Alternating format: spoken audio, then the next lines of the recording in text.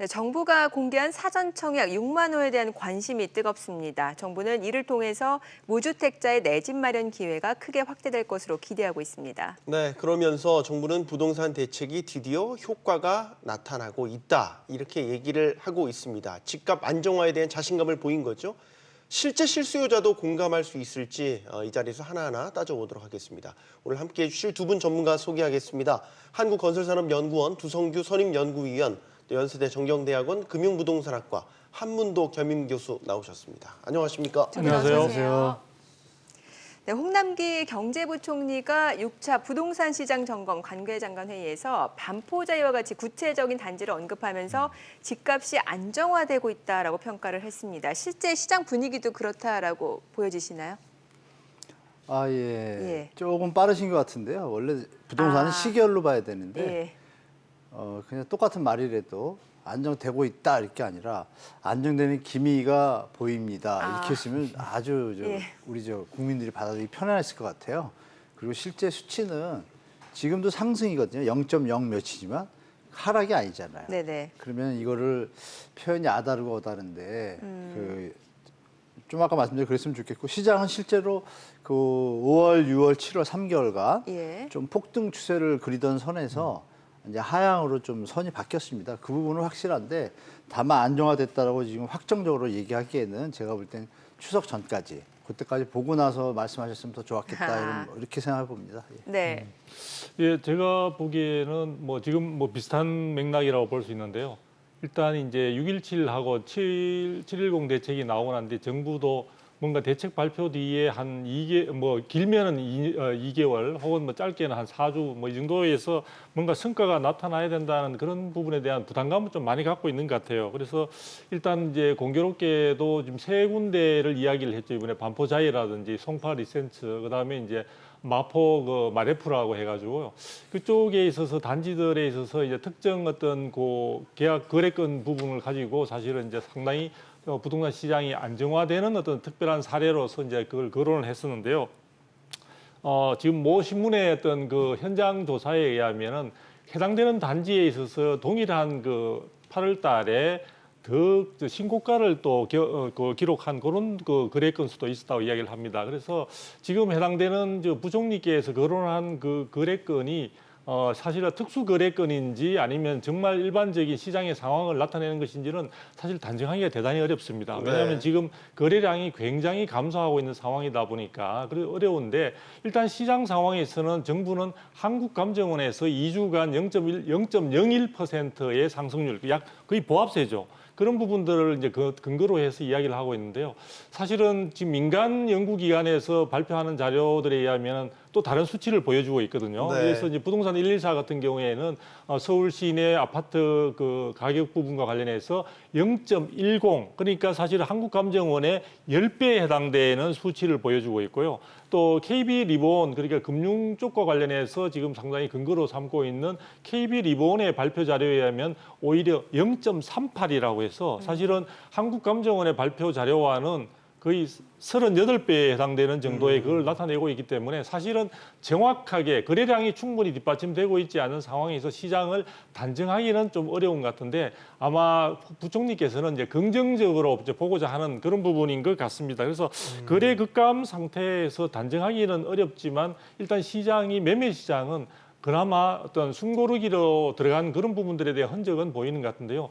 지금 와서 사실은 이번에 사전 청약과 관련해서도 더 주목할 점은 저는 전세 시장이 굉장히 불안한 모습을 여전히 보여주고 있다. 그래서 62주 이상을 보여주고 있는 상황들이기 때문에 그런 부분들에 대해서 정부가 사실 자신감보다는 좀 더 의미 있는 어떤 그 관찰을 하는 것이 중요할 것으로 보여집니다. 알겠습니다. 전세 시장에 대한 얘기는 잠시 후에 다시 질문을 드리겠고요. 어쨌든 어제 홍 부총리가 특정 단지를 언급하면서 부동산 시장이 안정화되고 있다라는 평가를 했기 때문에 이 말 자체가 그러니까 특정 단지를 언급한 것도 굉장히 이례적이었고 뭐 갑론을박이 대단했습니다.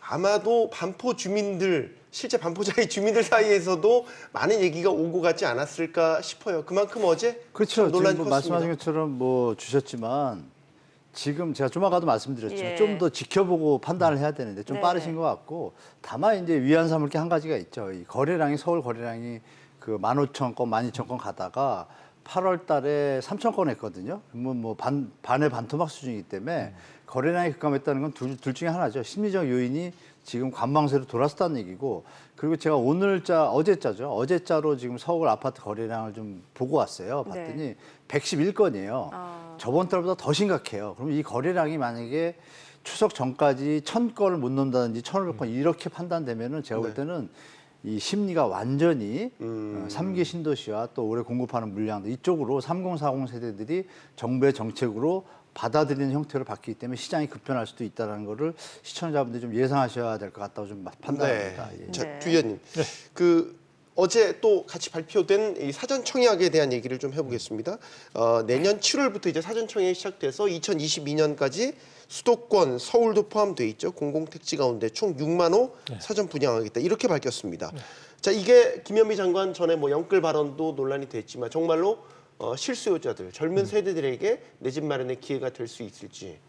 네, 일단 이제 뭐 결론부터 먼저 말씀드리면 젊은 세대들한테는 그나마 가뭄에 단비가 내렸다? 단비 내리는 그런 의미가 조금은 담길 것 같습니다. 제가 볼 때 완전하게 이제 그렇다고 얘기하기는 좀 힘든데요. 네. 일단 기본적으로 이제 이게 사전 청약이기 때문에 실제 나중에 이제 젊은 세대들이 이야기하는 내 집 마련의 꿈을 현실화하기까지는 상당히 오랜 시간이 걸릴 수 있습니다. 그러니까 지금 본 청약에 앞서서 약 한 이제 1, 2년 앞서서 지금 하게 되는 거고요. 나중에 또 한 2023년 정도에 본 청약을 했을 때도 실제 또 완성되기까지는 2, 3년이 걸린다는 점을 감안하면은 만일에 사전 청약에서 좋은 결과가 있더라도 거의 아마 2025년 이후라야 아마 내 집 마련의 꿈을 현실화시킬 수 있을 것 같은데요. 문제는 지금 사실은 젊은 세대들이 그나마 희망을 줄 수 있다고 이야기하는 것은 여기에는 공공택지, 수도권의 대규모 공공택지 66만 제곱미터 이상의 경우에 있어서는 순위순차제라는 것을 적용하게 됩니다. 그러니까 일반적으로 민간택지 같은 경우는 가점제가 적용되는 데 비해서 여기는 순위순차제가 적용되다 보니까 실질적으로 무주택 기간 자체가 젊은 사람들은 상당히 길 수가 없잖아요. 한계가 있죠. 그런데 3년만 지나면은 1순위가 될 수 있는 자격을 획득하는 거고요. 그 다음에 이제 청약 통장에 있어서의 예를 들어 40제곱미터 이하 경우에는 실적으로 청약 저축의 납입 총액을 가지고 이야기를 하게 되고, 그 다음에 이제 40제곱미터 이상인 경우에는 횟수를 가지고 이야기하기 때문에 젊은 분들이 제한된 걸 가지고도 충분히 할 수 있는 그런 기회가 열린다는 점에서는 상당히 기회가 있다고 볼 수 있습니다. 그런데 사실 우리가 수도권의 공공택지에 이번에 이제 분양되는 그 사전 청약 물량과 관련해서요. 사실 여기에는 공공에서 나오는 게 공공 분양, 그러니까 내 집 마련을 다 꿈꾸고 있지 않습니까?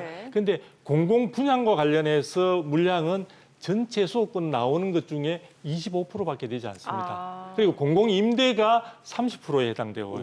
그러다 보니 35%에 해당되고 그러다 보니까 민간에서 나오는 물량이 약 한 40%를 또 차지하게 됩니다. 그러니까 실질적으로 공공에 있어서의 사전 청약을 통한 이런 부분들에 대한 기회를 사실은 젊은 세대, 30, 40 세대나 이런 패닉 바잉에 빠진 분들이 선택하기에는 물량은 그렇게 충분하지 않는 부분들이 있고 또 이 사전 청약의 가장 빠른 시점이 내년 7월 달입니다. 그러니까 내년 7월부터 이렇게 하게 되면 계산을 해보게 되면 상당히 오랜 시간을 일각에서 이야기하는 것처럼 희망 고문 속에 사실 거기에 많은 것들을 맡겨야 되는 그런 부분이기 때문에 분명히 하나의 좋은 그 선택의 기회가 생긴 것은 맞는데 이것을 충분하다고 이야기하기에는 다소 조금 한계가 있는 것 같습니다. 한 교수님은 어떤 견해시죠? 저는 좀 다른 의견을 갖고 있는데요. 일단 우리 박사님 말씀 주신 게 맞긴 맞습니다. 맞는데 우리 한 가지 더 돌아올 게 뭐가 있냐면 2021년하고 22년 2년 동안에 37만 호가 공급이 됩니다. 임대가 13만 호고 일반 공공 분양이 24만 호예요. 그 중에 이제 사전 청약이 6만 호가 들어간 겁니다. 그러면은 6만 호만 볼 것이 아니라 젊은 세대들 입장에서 물론 이왕이면 나머지 24만 호에 대해서 이게 지금 좋은 자리예요. 다 위례 올해만 해도 위례 지금 2만 3천 가구가 지금 분양을 하거든요. 공공택지. 분양가도 일단 저렴하고 분양가 상한제 있고 다 하니까 그러면 이제 30, 40 세대들이 스마트하시잖아요.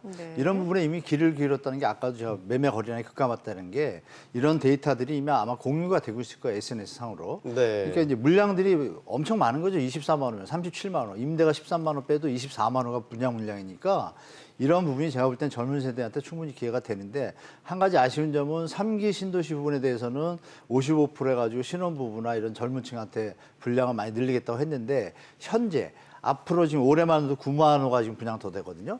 수도권에서만. 이 부분에 대해서 조금 신혼부부나 젊은 층한테 혜택을 주는 청약제도를 빨리 바꿨다라면 네. 좀 더 박수를 받지 않았을까. 그리고 젊은 세대한테 기회가 더 가지 않았을까 하는 좀 아쉬움이 좀 있습니다. 그래서 네. 지금이라도 늦지 않았으니까 뭐 한 달 정도 작업하시면 충분히 바꿀 수도 있을 것 같거든요. 제가 볼 때. 그러면 네. 젊은 분들한테 조금 어떤 정부의 뜻을 조금 더 표현하면 조금 더 박수 받을 것 같다는 좀 생각을 하고 있습니다. 네, 네. 알겠습니다. 자, 그리고 이번 사전 청약 대상에서 그 과천 정부청사하고 태릉골프장, 뭐 용산 캠프킴이 빠졌는데 이 부분과 관련해서 이제 김현미 장관이 확대 해석을 하지 말아달라. 내년에 예, 예. 그 사전 청약 계획을 이들 지역에 대해서도 발표할 네, 것이다라고 맞습니다. 얘기를 했거든요. 여기에 대해서도 좀 얘기를 들어볼게요.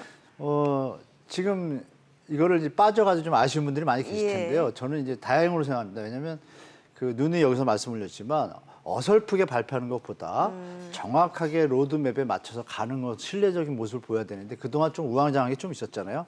근데 여기 이제 토를 붙였어요. 태릉 같은 경우에는 광역 그 교통계획이 갖다 계획망을 확실히 구축한 뒤에 바로 발표하겠다.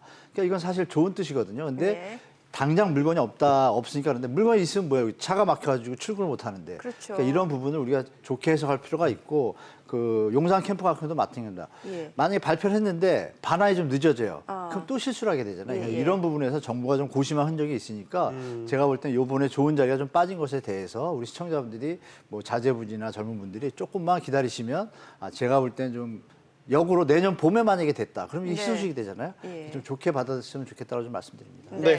그 제가 보기에는 이제 뭐 그렇게 해석할 수도 있죠. 예. 할 수도 있는데 사실은 이번에 공교롭게도 이제 빠진 지역들이 지금 시장에서 가장 주목하는 곳이라고 볼 수 있습니다. 그래서 이제 과천 같은 경우에 있어서도 사실은 뭐 사실 수도권이라고 하지만 거의 서울권이죠. 서울권이고 오히려 서울보다 더 쾌적한 주거 환경을 갖추고 있는 것이고 많은 사람들이 관심을 가지고 있는 것이고요.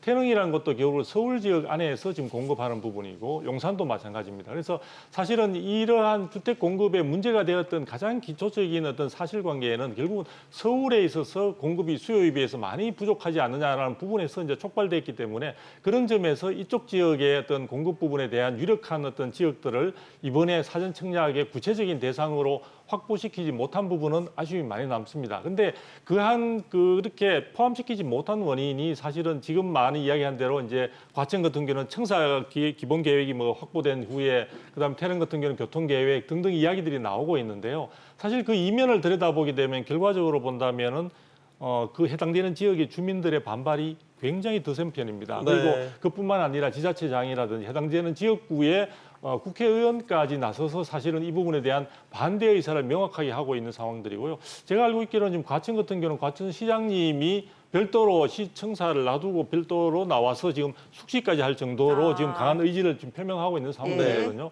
그래서 그런 부분들이 김현미 장관이 이야기한 대로 사실은 다른 어떤 선행 계획의 확실한 어떤 수립을 완료한 후에 한다는 그 말 자체가 틀린 것은 아닌데 앞으로 이 부분과 관련해서 추가 보완하는 데 있어서도 해당되는 지역 주민들의 반발이 여간 거센 것이 아니기 때문에 네. 아마 상당히 우여곡절을 많이 겪을 것으로 생각합니다. 그래서 이 부분에 대해서 지나친 시중에 있어서 기대감은 다소 조금 이른 감이 있지 않을까 싶습니다. 네. 지금 사전 분양 이제 6만 호 물량이 어제 발표가 되면서 뭐 일종의 젊은 세대들의 영끌, 패닉바잉 이런 것들은 잠재울 수 있을지 모르겠지만 이게 이제 전세 시장 얘기를 해볼게요. 전세 시장에 또 다른 악재를 적용할 수 있다는 얘기가 나오고 있거든요. 오늘 아침 보도들 보시면은 그런 기사들이 꽤 많이 나왔습니다. 이미 일부 지역에서는 전세값이 들썩이고 있다라는 네. 보도도 있고요. 네. 짚어봐야 될 것 같습니다, 한 교수님. 저는 일단 보수 시장 편향적인 언론들의 지속적인 그 시장 흔들기라고 봅니다. 왜냐하면 네. 일단 데이터에서 나왔잖아요. 왜냐하면 보십시오. 그 일부 지역, 좋은 지역, 뭐 전철역이 좋거나 입지가 좋은 지역은 신혼부부들이 선호하니까 당연히 신고가가 나올 수가 있어요. 전세 가격이. 네. 그러나 타 지역에서는 지금 그렇지가 않거든요. 실제로 거래량이 그 전달에 반토막이 났습니다. 전월세 거래량이. 보통 대한민국 20년 통계한 지 15년 동안 역사를 보면은 보통 12,000에서 17,000건을 왔다 갔다 해요. 매월. 저번 달에 6,000건이었어요. 반토막 아래 수준이거든요. 그럼 이번 달도 이제 봐야 되는데 더 중요한 건 뭐냐면 월세 비중이 뭐 높다, 모 의원이 뭐 월세 가속화 뭐 이런 얘기했었는데 다 거짓말인 게 나온 게 뭐냐면 저번 달 거래량을 보면 월세 비중이 14%예요. 예. 근데 기사를 어떻게 쓰냐면은 14% 급증이라고 씁니다. 월세 급증. 근데 박근혜 대통령 때 42%까지 올라갔어요. 35%던 비중이. 네. 그리고 점점 내려오다가 30몇 프로 왔다가 37%, 6%대로 오다가 저번 달에 거래가 이렇게 14% 줄었어요, 월세가. 예. 그러면 매물량에 비해서 3천 건의 수준이고 지금 만약 이번 달에 이게 대충 계산해도 400건, 서울 시내에서 400개만 월세가 거래가 된 거예요. 3천 개를 계산하면 네. 14%니까. 400개가 거래된 걸 월세 가속하라고 할 수도 없고 예전에 몇천 개씩 되던 게 이런 부분에서 일단은 전세 거래량이 급감하는 것이 지금 매매 거래량하고 동시에 일어나잖아요. 이건 사실 예전에 보기 힘든 상황이거든요. 예. 글로벌 금융위기 수준이에요, 지금. 그렇기 때문에 제가 볼 때는 이 와중에 또 어제 발표했잖아요. 공급대책까지. 이런 부분이 심리적으로 안정을 주고 임대차 3법이 지금 되게 강력하다는 걸 시장에서 잘 판단을 안 하시는 것 같은데 소급 적용이 됐습니다. 일단 그 한 달 새에 혼란스러웠던 시간이 지났고 신규 진입을 한 분들은 4년이라는 텀이 있고 재계약을 하신 분들은 2년이라는 텀이 있는데 그것도 이제 분산이 되잖아요. 4년이라는 네. 텀에. 그럼 평소의 거래량보다 당연히 줄게 돼 있어요. 그럼 매물은 그대로 존속하거든요. 예를 들어서 탁구장이 있는데 탁구장이 매일 10명씩 가던 게 반밖에 안 가면 탁구장이 어떻게 되겠어요? 당연히 가격을 내리든지 더 오게 해야 될 거예요. 이런 시장 기본 논리를 우리가 깊이 판단해야 된다는 걸 좀 말씀드리고 작년 겨울에도 그랬던 것 같아요. 전세 대란 날 거다. 예. 안정적이었거든요. 저 혼자 얘기했던 것 같아요. 전세 그럴 일 없을 거다. 예. 생각보다 안정됐어요. 근데 요번에 조금 6월, 7월에 혼돈스러웠는데 또 난리 날 거다 그랬잖아요. 지금 89년도에 전세 그 임대차법 바꿨을 때 17분이 세상을 등졌습니다. 하도 심각해서. 지금 대한민국은 그런 상황이 아니에요. 충분히 시스템이나 대출 시스템 또 젊은이들의 어떤 시장을 보는 판단 또 SNS 하니까 정보력이 뛰어나거든요. 예전 같지 않아요. 그래서 충분히 판단하고 결정을 하고 행동을 하셨는데 그 결과가 거래량에서 나타나잖아요. 우리가 만약에 제가 아까 말씀드린 것처럼 9월 말까지도 또 이런 게 지속된다고 하면 시장은 생각보다 빨리 아까 말씀드린 것처럼 좀 안정면으로 돌아갈 거다라고 좀 말씀드리겠습니다. 네. 두 의원님, 제가 질문을 드리고 싶은 거는 사실 이제 사전 분양 6만 원 어제 발표가 그렇죠, 됐기 그렇죠. 때문에 그 사전 청약을 하기 위해서 거주 요건을 그렇죠, 채우려는 그렇죠. 수요들이 있기 때문에 예를 들어 해당 지역에 그렇죠. 전세나 월세를 급히 구하려는 사람들이 생길 것이다. 이런 것들 때문에 그렇죠. 전세 월세 시장이 예, 그러니까 지금 전월세 시장에 있어서 임대차 시장은 지금 뭐 62주째 이상 계속해서 이제 가격 상승이 되고 있는 상황이고요. 물량은 없는 상황입니다. 그래서 지금 8월 달의 경우에는 뭐 6,078건이라고 10년 만에 최저라고 하는데요. 중요한 거는 지금 이제 사전 청약과 관련해 가지고 거주 요건을 충족시켜야 되는데 당해 지역에 2년 이상 거주한 사람들에게 이제 우선권을 주게 돼 있거든요. 그리고 우선권을 주는 물량 자체가 대부분의 경우에 이제 50% 정도를 갖다가 우선 배정을 하는 상황이다 보니까 그 요건을 충족시키는 게 대단히 중요한 그런 부분들을 차지하고 있습니다. 그래서 그 부분과 관련해서 지금 상당수는 해당되는 당해 지역이나 그 인근 인접 지역에 사실은 미리 들어가서 이제 거주를 해야 되는데 네. 그 거주하는 부분에 있어서 월세는 상당히 자기 자산 자체가 지금 자꾸 소멸되어 가는 부분이 있으니까 전세로 당연히 있고자 합니다. 근데 지금 전세 시장 자체가 실질적으로 여러 가지 정부가 임대차 3법도 그렇고요. 그다음에 이제 실거주 요건들을 6.17하고 7.10 대책 등을 통해서 강조하다 보니까 많은 그 소유자들이 그런 부분들에 대한 실거주 요건들을 충족시키기 위해 하는 그런 상황들이 벌어지면서 전세 시장에서 전세 물량이 없습니다. 물량이 없고 그러다 보니까 좀 부르는 게 뭐 가격이다라는 정도로 지금 되는 상황이다 보니까 지금 세입자들의 형태에 있어서는 해당되는 지역 아니면 하전 청약을 기대하는 쪽에 있어서는 당해 지역으로 들어가서 지금 해당되는 물건을 가격이 문제가 아니라 일단 물건을 갖다 확보해야 되는 상황인데 그런 부분들의 상황에서 굉장히 물량이 없는 상황이다 보니까 전세 시장에 있어서 가뜩이나 불안한 전세 시장에서 더 이런 사전 청약 제도로 인해서 사람들이 몰려가는 그런 부분들이 가해지면서 전체적으로 전세 시장은 지금 우리 한 교수님의 말씀과 달리 사실은 굉장히 불안정한 상황이고 이런 부분들이 언제쯤 안정이 될까? 현장에 있어서는 지금 최근에 서울 시내 같은 경우에도 서울 외곽 같은 경우에는 1, 2억 오른 게 뭐 흔한 어떤 사례로서 등장할 정도로 있습니다. 그래서 이런 부분들인데 사실 사전 청약은 아까도 제가 말씀드렸지만 이게 가장 빠른 사전 청약은 내년 7월 달입니다. 예. 네. 근데 내년 7월 달에 당장에 있어서 모든 거주 요건을 2년 충족할 필요는 없습니다. 물론 그러니까 본청약 본청약 때까지 시간도 2년 청약이거든요. 그렇지만 지금부터 해당되는 지역에 이미 마음이 급하고 또 그동안의 시장 상황을 불안하게 느낀 분들은 해당되는 지역에 진입하려는 그런 움직임들이 먼저 나타날 것으로 보여지기 때문에 지금의 전세시장 불안은 제가 볼 때는 이미 9월 달 이사철을 맞이해가지고 불안한 모습들이 나타나는 가운데 더 증폭시킬 가능성이 높지 않을까. 좀 걱정이 많이 되는 상황입니다. 예. 네.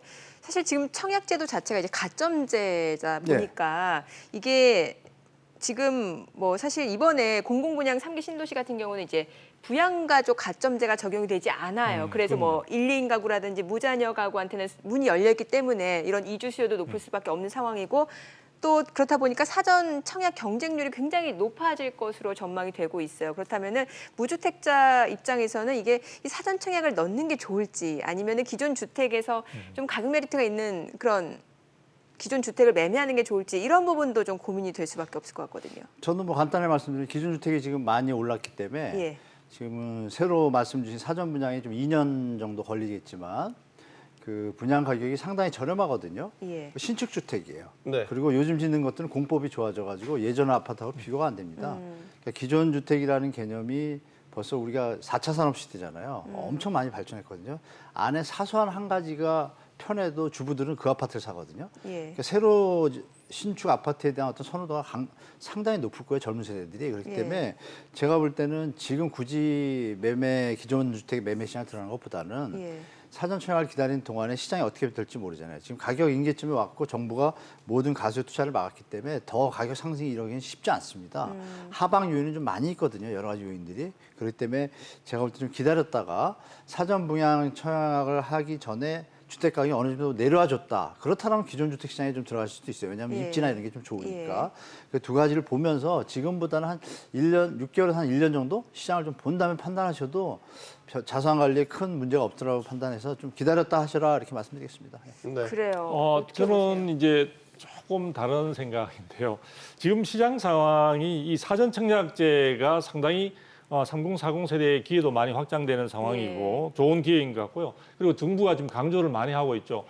가격 자체가 민간 분양과 관련해서 한 30% 정도 더 저렴하다. 주변 시세에 30% 그 주변 시세에 정도 더 저렴할 그런 것이다. 상당히 이제 네. 가격 부분에 대한 메리트도 있는 상황이고요. 또 이번에는 사실은 이제 많은 30, 40 세대라고 하더라도 가족이 있다 보니까 사실은 굉장히 협소한 어떤 주택만으로는 한계가 있다 보니까 이번에 60에서 80제곱미터의 우리가 중형 사실 그 중형이라고 부를 수 있는 그런 정도의 물량들을 갖다 비중을 많이 넓히겠다는 국토부의 또 발표도 있었습니다. 그래서 상당히 긍정적인데 문제는 이런 부분들이 제가 말씀드린 대로 내년 7월 이후로부터 처음에 사전 청약이 되는데 그때까지 내년이면은 사실은 서울 같은 경우에서는 입주 물량이 올해 대비해서 거의 한 절반 가까운 수준으로 떨어질 가능성이 많아지고 있습니다. 즉 네. 가뜩이나 지금 시장 상황에서 가격이 그나마 억지로 정부의 규제로 눌러놓은 어떤 불안한 상태가 이어지고 있는 상황에서 내년의 경우에 시장은 상당히 예상보다 가격 부분에 대해서 큰 변동폭을 주어질 가능성도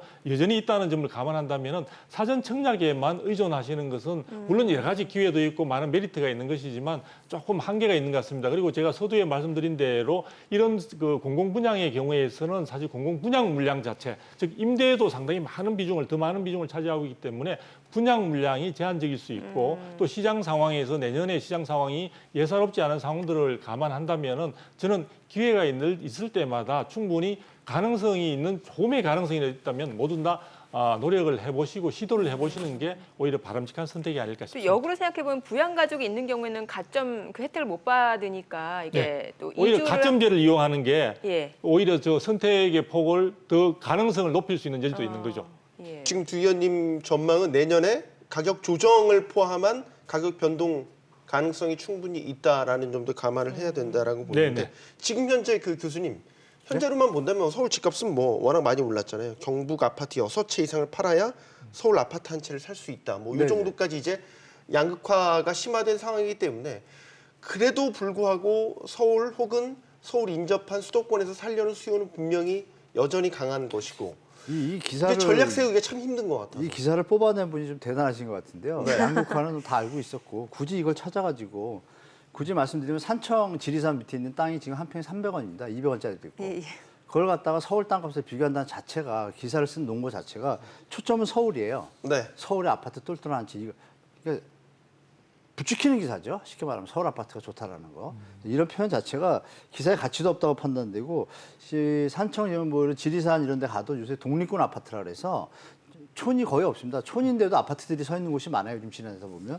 그런 아파트를 갖다 여기다 비교한다는 것은 생활 환경과 입지와 어떤 그런 것이 다른 것을 갖다 비교해 놓으면은 사실 아프리카 땅 갖다가 서울 땅이랑 비교하는 건 똑같잖아요. 이건 제가 볼 땐 기사의 가치가 없고 이런 것보다는 제가 좀 이 말씀에서 덧붙여서 말씀드리면 지금 대한민국 토지의 사유지가 51%인데요. 국공유지나 법인권 빼고 51% 중에 91%가 상위 10%가 토지를 갖고 있어요. 1%가 51% 토지를 갖고 있고 5%가 75%를 가지고 있어요. 근데 상위 10%가 대한민국 토지의 91%를 갖고 있다는 이 양극화를 해소하려면 기본적으로 보유세가 필요하다는 것을 좀 말씀드리고 이 부분에 대해서는 지금 양극화를 아파트 갖고 비교를 하셨는데 지금 말씀드린 제가 토지 데이터 2018년 말 기준입니다. 그래서 이런 부분을 조금 이제 같이 사는 더불어 사는 사회로 좀 갔으면 좋겠다는 말씀 좀 드리고 싶습니다. 네. 예, 저는 이제 부동산 양극화 부분은 예전부터 언급되어 왔지만 정부의 많은 노력에도 불구하고 더 심화돼 가는 게 좀 안타까운데요. 이것을 우리가 좀 들여다보게 되면 결국은 정부의 규제로 인해서 즉 똘똘한 한 채를 선택하게끔 하는 정부의 규제가 심화될수록 그런 부분에 대한 부작용으로 나타나는 게 아닌가 이런 싶은 생각이 들고요. 최근에 와서는 풍선효과에 대칭되는 개념으로 빨대 효과라는 것들도 있습니다. 그래서 네. 서울이라는 곳, 서울 강남이라는 곳들이 다른 지역들보다는 교육이라든지 또는 교통이라든지 또 여러 가지 어떤 주거 환경에 있어서 가장 최적의 조건들을 갖추고 있다 보니까 이쪽에 사람들이 선호 현상은 뭐 당연한 거고요. 또 시장에 있어서 사실은 여러 가지 이제 그 임대 시장이나 이런 것들이 다주택자들에 대한 규제가 강화되면서 많은 분들이 이제 물건들을 처리를 했죠. 하다 보니까 가장 선호하는 한 채만 남기는 상황들이 결국은 가장 최적의 조건을 갖춘 곳으로 몰려드는 것은 아마 당연히 예상했던 건데 정부만 예상을 못한 것이 아닌가 이렇게 보여집니다. 그래서 제가 볼 때는 이것을 그대로 방치해서는 안 되고 정부가 생각할 때 한 그 규제만에 있어서 시장 안정을 도모하기는 한계에 이르지 않나. 그래서 저는 시장이 좀 본래 시장 기능 자체가 회복될 수 있는 그런 환경으로 만들어주면서 네. 자연스럽게 이 부동산 양극화 문제를 해소시키지 않을 때 다음 세대가 엄청난 아마 힘든 고통을 겪게 되지 않을까 이런 생각이 듭니다. 네. 자, 그리고 또 다른 논란이 있습니다. 바로 국토교통부 박선호 제1차관이 이제 서울 강서구 준공업 지역에도 부인과 가족명의 땅 소유가 이 의혹. 이게 사실 문제가 되는 부분이 지난 5월 국토부가 발표한 그 대책이 있었잖아요. 수도권 주택 공급 기반 강화 대책. 그러니까 이게 뭔가 공공융자를 지원해서 지금 주택 공급을 위해서 준공업적 규제를 풀겠다라는 건데 이러면은 바로 지금 박 차관이 갖고 있는 땅 자체가 지금 대책을 통해서 수혜자가 됐다라는 분석. 이게 논란이 되는 거죠. 물론 국토부는 여기에 대해서 부인을 했습니다. 네. 아니라고 말이죠. 준공업 지역은 박 차관과 그 가족들이 소유한 땅과는 상관이 없다라고 얘기는 했지만 네. 어쨌든 가지고 있다는 것 자체만으로도 지금 큰 논란이 됐고 이해관계 충돌이 아니냐 뭐 이런 논란이 있는 건 제가 분명해 짧게 보입니다. 말씀드릴게요. 예. 그냥 빨리 해명하고 예. 이런 것도 빨리 해명하고 문제 있으면은 사퇴하고 그러면 되겠죠. 간단하게 말씀드리겠습니다. 예, 아니 뭐 저는 사실은 그 고위 공직자치고 정말 재산이 많으세요. 물론 배우자 명의로 뭐, 돼 있는 부분들도 있고 한데. 증여받은 게 있으면 많을 수도 있고요. 예, 그리고 제가 알고 있기로는 지금 일정 부분에 대한 또 부동산에 대한 자산 자체가 아마 정려를 받으신 것으로 좀 그렇게 지금 이야기들이 나오고 있는데요.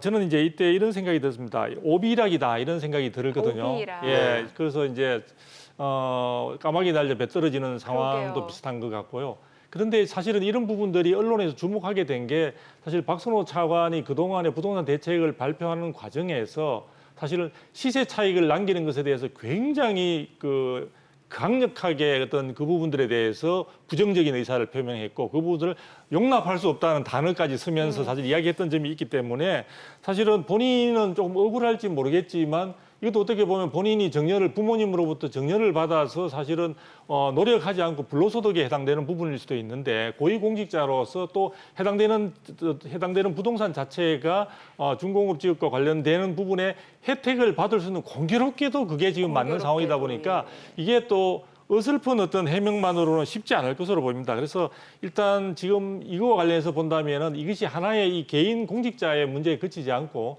지금 경우에 있어서 여당에 있어서 많은 또 국회의원들께서 다주택 부분들에 대한 처리 시한들도 지금 지나고 그 부분들에 언급이 없는 상황들을 다 감안한다면 잘못하면은 시중으로부터 야 이게 좀 표리부동이 아니냐라는 그런 부분에 대한 비난을 들을 수 있는 상황들이거든요. 제가 볼 때는 뭐 차관님이 어떻게 처신하든지 그거는 뭐 본인한테 맡겨진 문제지만 일단 공직자로서의 행동에서는 책임이 반드시 따르게 되고 남들보다 더 엄격한 잣대, 이중잣대라고 이야기하시면 안 됩니다. 더 엄격한 잣대를 기대하는 것이 국민들의 눈높이다라는 점을 말씀드리고 싶습니다. 제가 마지막으로 다시 한번 말씀드리면 잘 해명해 주시고 문제가 있으면 처리하시면 되겠죠. 뭐 간단합니다. 뭐 우리 의원님이나 저나 이렇게 뭐 계속 얘기할 것도 아니고 빨리 해명하시고 해명 안 되면 물러나시고 그러면 되겠습니다. 알겠습니다. 지금까지 도움 말씀에 두성규 위원, 한분도 교수였습니다. 감사합니다. 잘 들었습니다. 감사합니다.